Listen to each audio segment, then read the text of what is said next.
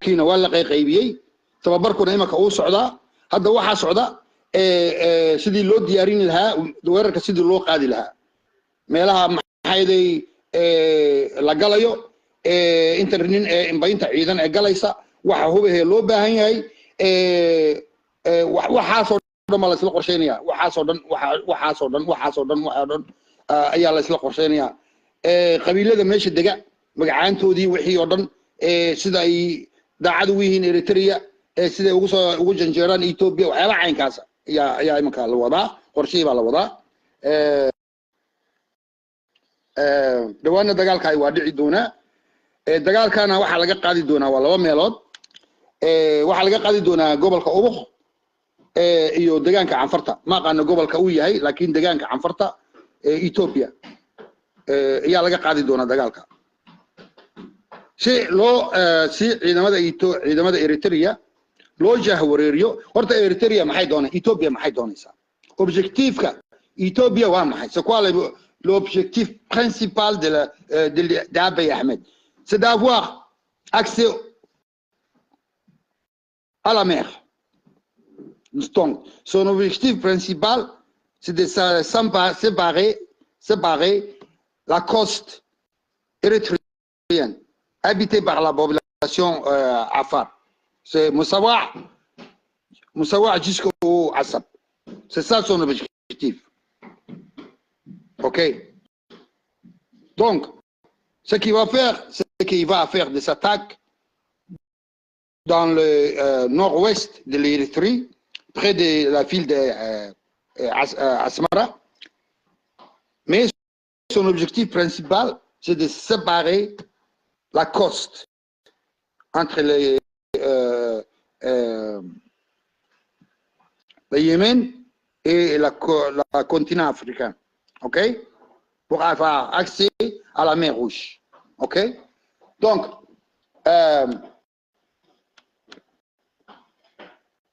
mais pour disperser la défense érythréenne, ils vont faire des attaques un peu partout en Érythrée, le territoire érythréen, pour disperser la défense érythréenne, ok? Parce que si la défense érythréenne s'est concentrée à l'endroit où les Éthiopiens veulent se séparer, ça va être difficile pour les Éthiopiens de conquérir ou atteindre leur objectif. Pour cette raison-là, militairement, si c'était les généraux qui font le blanc de la guerre, moi, j'aurais diversifié mes attaques en la rendant les défenses érythréennes dispersées. D'accord? Donc, c'est ça qui va arriver. Donc, les aviations éthiopiennes vont s'attaquer et les casernes militaires érythréennes à l'intérieur de Assab, je veux dire de Samara, dans la grande ville érythréenne, pour détruire leurs aviations d'abord, aussi détruire les ammunitions, aussi détruire les réseaux de transport, les ponts. Ils vont s'attaquer tout ça là, et stratégique, premièrement. Ok? Après ça, ils vont commencer à s'attaquer là où ils veulent l'occuper. Ok? Donc, et les Érythréens, ils savent très bien, ils vont essayer de défendre ces endroits vraiment sensibles, comme les ponts, les réseaux de transport, les dépôts des ammunitions, les communications, tout ça. Et aussi les dépôts de carburant, tout ça là. Ok? Parce que les Éthiopiens, ils veulent détruire tout ça là, les carburants, les dépôts d'ammunition, les dépôts de carburant, les ponts, les télécommunications, tout ça, les réseaux de télécommunications, les routes qui relient entre la Asmara et Moussawa et aussi Assab. C'est ça qu'ils veulent faire, ok? Pour faire handicaper les mouvements des forces érythréennes. Ok?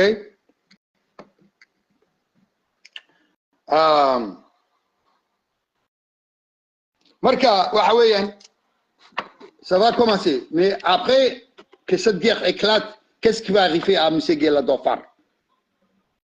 Guéladofar, si on veut la renverser, on peut la renverser. Si nous, les Safars, si les Safars et les Issa se unissent et décident de renverser ce régime pourri, sanguinaire, dictatorial, ils peuvent la faire, mais ils ne veulent pas parce qu'ils sont difficiles.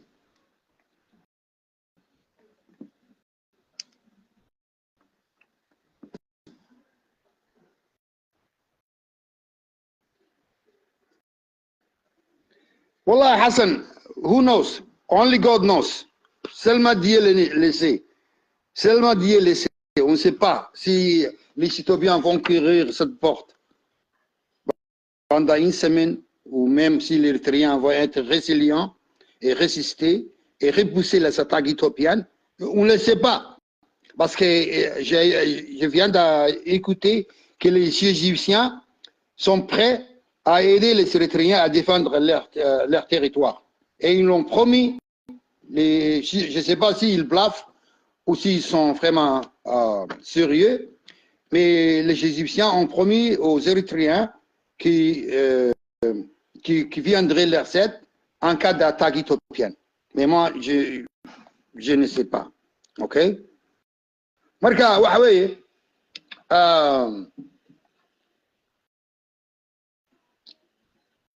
si les Érythréens, non, si les Éthiopiens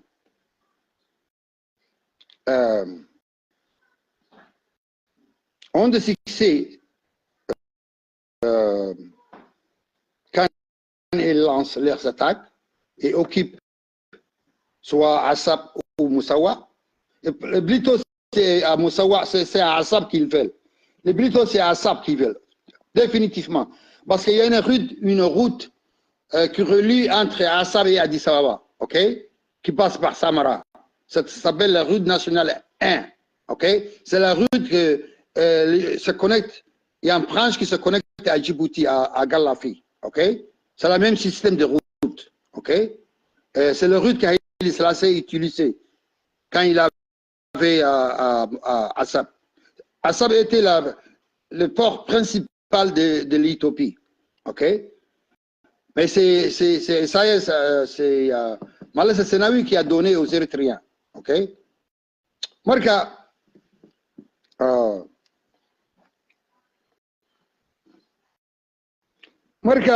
Wahaway, Guéladofar, on en a marre. On en a marre. On doit se débarrasser de cette porte. OK? C'est pourri là. On doit se séparer coûte que coûte.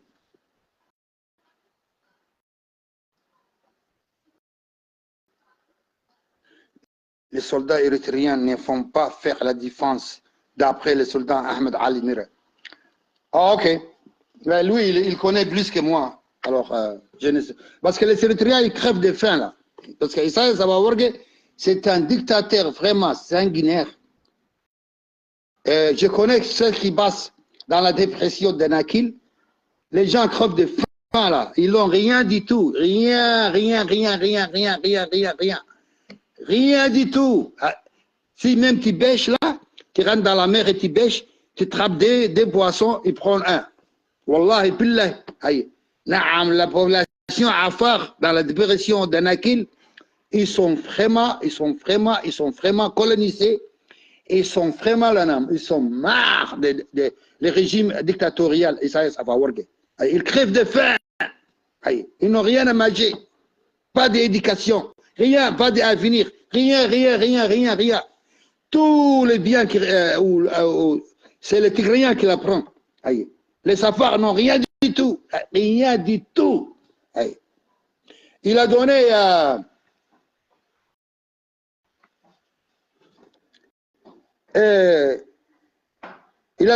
le ministère des Affaires étrangères qui travaille pour son ventre et le chef de la marine éthiopienne, érythréenne, je veux dire, c'est là seulement des postes importants, les safars ont. Rien d'autre. Rien d'autre. C'est tous les Tigréens qui l'ont. Les tribus d'Issa et Safawarki. Ok? Même les autres tribus érythréennes, comme la Assawarta, Shaho, Balcha, Jeberti, ils n'ont rien du tout. C'est seulement les Tigréens qui ont tout. Moi, je connais, moi. Marca, oui.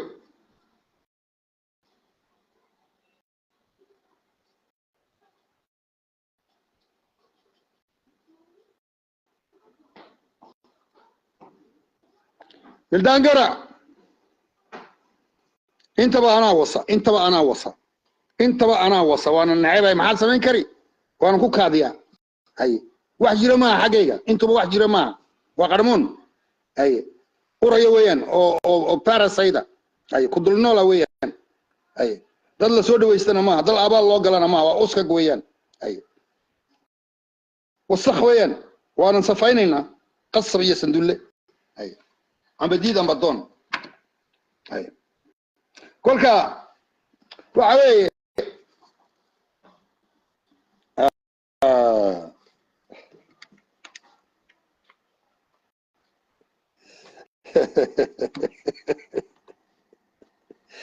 warda adeera lalana soo laamay ma sha Allah isagoo caafimaad qaba uu ku soo laamay dir raba maanta la soo dhaweeyay ma sha Allah nolol waan la jiro joog geesiga la holin waayay aadan alaala cali oo ku soo salaamaya walaalkay macaane jiro joog waan ku leenahay waan ku taageersanahay ilaahay waxaan rajaynaynaa in aadan alaala cali uu noqdo madaxweynaha deegaanka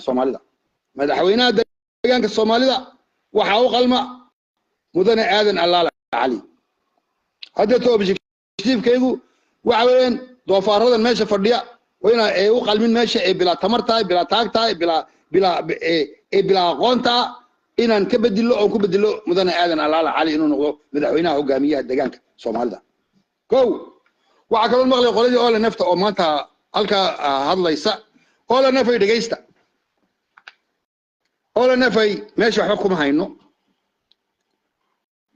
anagu meesha ciise hadii aan nahay niyo wala nabaabiyay xabashi baa la naga wada dhigay dadkaygii waxay qaateen dhaqankii Etoobiyaanka ay wada qaateen Soomaalida waxay tiraahdaa ciise amba gudhata xiray amba gaalow waa labada ciise wax uu ka dhaxay amba waa inuu gudhata noqdo oo Soomaaligiisa caadiga ah uu noqdo amba waa inuu gaaloobo anagu hadda waan gaalownay runta hadda doonaysin waan gaalownay hadii aan ciise nahay maanta wallahi been ma oo billahi been ma oo tallahi been ma waanu gaalownay gudhataayagii waan ka tagnay haye kuwa Itoobiyadu joogina waxay iska noqdeen gaalo amxaara iska noqdeen caadi ah hadda amxaara caadi ah oo kalsoon ku qanacsan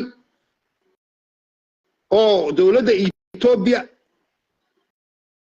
maxay ahayd ku qanacsan ku kalsoon oo nad ka dhaadhicin karin Soomaali baa tahay ambo aanay jirin maanta xogta hada doonaysiin waxaan hayn dadka ugu Soomaalisan baan ahayn amxaaro markastaba dagaal kula jiray waxay socotaba maanta waa la naga adkaaday waxa la naga dhigay amxaaro yaryar baa la naga dhigay maanta amxaaro yaryar ayaa naga dhigayo taa waxa ay ni cadaynaysa ninka la yiraahdo aadan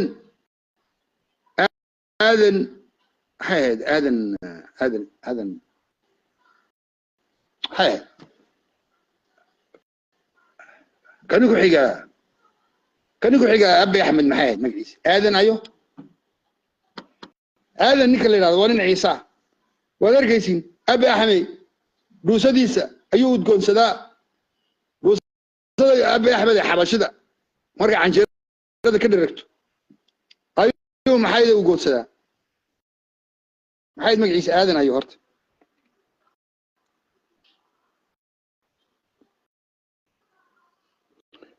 trois soldats somaliens, 3 soldats morts, Djibouti, trouve près de Hargeisa.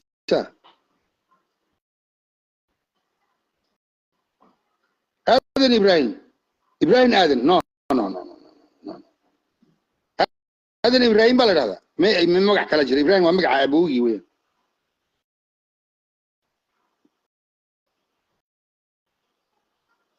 نو نو نو نو نو نو نو نو ور ادن كني هيستا وريغان فرلبه جيسالي جيسالي غير جيسالي اي ابي احمد كحيقه maxaa la yiraahdaa magaciisa ma garanaysiin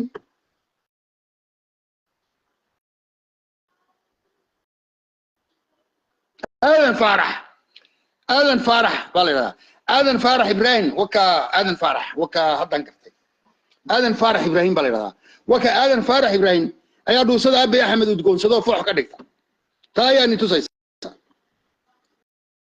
soo ma garanaysiin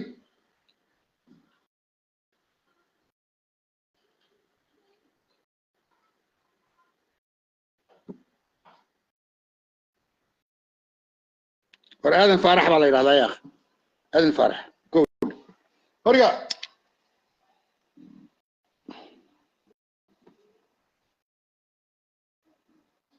war hal dilo aboodna lagu waso ana wasaba ku waadna silkooda ha wasan hargeysa maxay ka dooneen hoodood baa la hargeysa hal la waso hal la gowraco hal la waso I don't give a fuck ay shaqadeeda ma Djibouti doofaar kasta waa imanaya Djibouti oo dhan la Djibouti lagu oranaya waliina Djibouti aan arag ayaa Djibouti baan ay koranaya hay sida kan Xuseen Ali la yiraahdo Xuseen Djibouti la baxay ee ciidamada way soo qaatay isaga waligii arkay Djibouti ay bihi was shalay buu yimid isagoo gacama kabaha ku jita sida Cornel Berger oo kale afreederti silbarka keenti oo dhan baa kula Djibouti baan ay maka hay kulliga de waxay ahaayeen silka barka keen bay ahaayeen aga ka yimid hal la laayo hal la waso ana maxay galay hal la dilo ay u giifashay gardarada hargeysa geysay kaaba waxa hargeysa geeyay iyaga gardarande hargeysa maxaa geeyay iyaga hay maxay ka dooneen hargeysa maxay ka yaala hargeysa hal la wasama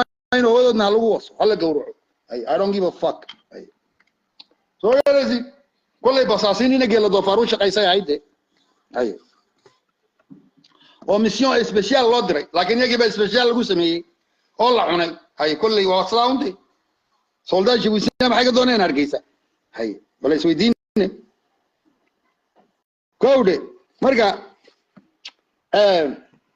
ani waxa sugan dantayda ma war dhageysta ciiso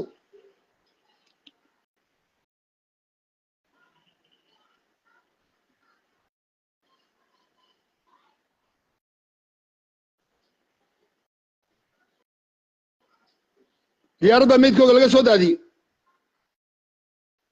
subhanallah ma aqaanade wallahi ma garan karo geediyow wallahi geediyow arrinta kama ma garan karo